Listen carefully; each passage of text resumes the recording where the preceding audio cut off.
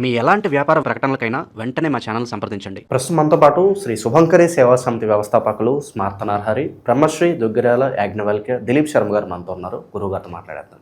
నమస్కారం గురుగారు. నమస్కారం. గురుగారు, భర్త చనిపోయిన తర్వాత భార్య తన మంగళసూత్రానికి సంబంధించిన బంగారాన్ని శాస్త్ర ప్రకారంగా ఏం చేస్తే బాగుంటుందంటారు?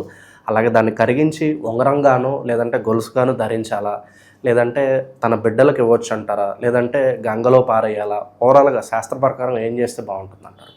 విశేషమైనటువంటి ప్రశ్న. దీనిని మనం అర్థం చేసుకుంటున్నాం. సనాతన ధర్మము దేనిని కూడా ఊరికనే మనకి ప్రతిపాదించింది.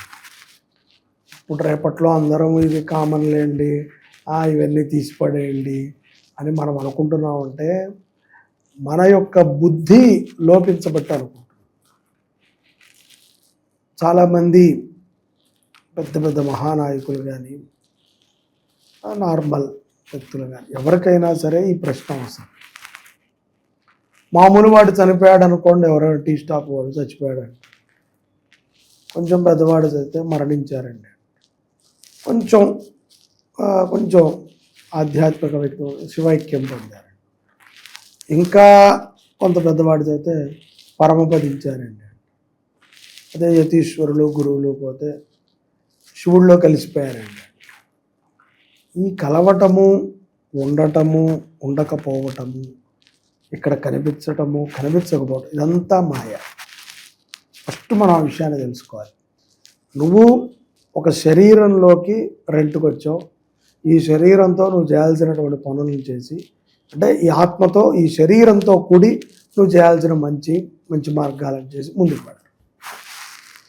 ఇక్కడ పూర్వము నుంచి కూడా మంగళసూత్రానికి మంచి స్థానాన్ని కల్పించారు.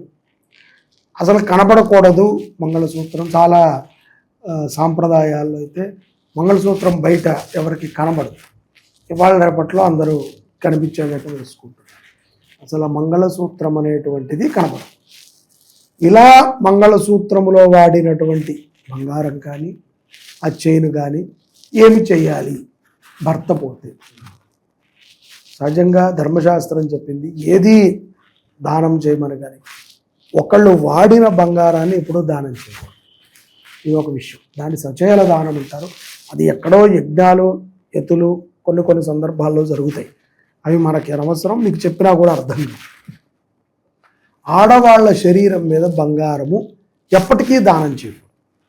సీతామ్మవారి కథ మనం విన్నట్లయితే మనకు అర్థం. ఇటువంటి సందర్భంలో ఆడవాళ్ళు తన యొక్క మంగళసూత్రాన్ని ఏదైనా అకారణం చేత తీసినా, ఏదైనా ఇబ్బంది కలిగి పక్కన పెడితే కరిగించి ఉంగరం చేసుకుంటాం కానీ, లేకపోతే ఇంకొక ఆభరణం చేసుకుని ధరించడం కానీ, చెవిదిద్దులుగా చేయడం, లేదా కొడుకుకి ఇవ్వటం కానీ, కోడలకి ఇవ్వటం కానీ చేయొచ్చు. మంగళసూత్ర పరంగా దాన్ని ఇవ్వకూడదు. అంటే ఇక్కడ ఈ బంగారం కరిగించి ఇంకో మంగళసూత్రం చెయ్యమ్మా అనకూడదు. ఒక ఉంగరం రూపంలో దాన్ని ధారణ చేయొచ్చు. ప్రతిరూపంగా చేయొచ్చు, కానీ అదే రూపంతో దాన్ని ధారణ చేయకూడదు. ఇక్కడ చాలామంది మనకి వివాహంలో కానీ దేంట్లో అయినా సరే 5వ తనం అంటారు. 5వ తనం అంటే ఏంటి? 5 రకాలైనటువంటి తనువులు అంటే మనస్సులు. 5 రకములైనటువంటి తనువుల్లో 3వ స్థానంలో మంగళసూత్రం. మొదటిది బొట్టు, రెండవది సింధూరము, 3వది మంగళసూత్రము, 4వది పుష్పము, 5వది మట్టెలు. ఈ 5 తనువులని, ఈ పంచతనువులని కూడా భర్త లేనప్పుడు ఎవరి కోసం వాళ్ళు ధారణ చేయాలి. శాస్త్రం అది అడిగింది. నీకు భర్త అనేటువంటి వాడే దేవుడుగా నువ్వు కొలిచావు కదా, అతనే లేడు. ఇప్పుడు నువ్వు ఎవరి కోసం మంగళసూత్రం, ఎవరి కోసం పూలు పెట్టుకోవాలి, ఎవరి కోసం నువ్వు సింధూరం పెట్టుకోవాలి అంటే ఇవన్నీ తీసేస్తే పర్వాలేదా స్వామి అంటే ఇవన్నీ తీసేయమని ఎవరు చెప్పరు. ఇవన్నీ తీసేయాలి. ఎందుకంటే 5వ తనము నువ్వు లేదు కాబట్టి, ఇక్కడ నీ భర్త అనేటువంటి వాడిని కోల్పోయావు కాబట్టి ఆ బాధతో నువ్వు వాటిని త్యజించాలి తప్ప అయిష్టముతో నువ్వు వాటి జోలికి వెళ్ళకూడదు. నేను పెట్టుకుంటానండి, ఇప్పుడు ఇవన్నీ కామన్ అయిపోయినాయి అంటే నీకు భర్తకి మించి సౌందర్యం అయిపోయింది. ఆడదానికి సౌందర్యం దేంతో? భర్తతో. వివాహమైన తర్వాత భర్తతోనే సౌందర్యం ఏర్పడుతుంది. భర్త పక్కన ఉంటేనే ఆడదానికి విలువ.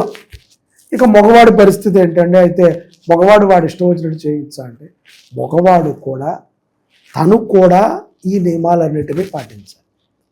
గడ్డం చేసుకోకూడదు, గుండు గీసుకోకూడదు, కొత్త బట్టలు వాడకూడదు, అలాగేనండి ఎక్కడ పడితే అక్కడ పండగలకు వెళ్ళకూడదు, పెద్దరికంగా తాను జీవనం చేయకూడదు. ఇవన్నీ పురుషుడికి కూడా ఉన్నాయి. కానీ పురుషుడు పాటించడు. ఆడదైతే కనిపిస్తుంది, ఎందుకంటే తెలిసిపోతుంది కదా. మగవాడికి అయితే చెప్పాలి, పెళ్ళం లేదండి, ఆడదానికి అక్కర్లేదు. ఇలాంటి ఒక భావనలో మనం బతుకుతున్నాం. సో ఇక్కడ బంగారాన్ని వాడవచ్చు, దానికి అంగాలో పడేయటం కానీ, దాన్ని ఇసిరేయటం కానీ, దాన్ని ఎవడికో ఇవ్వటం కానీ చెయ్యక్కర్లా. ఆ బంగారాన్ని స్త్రీ వాడుకోవచ్చు.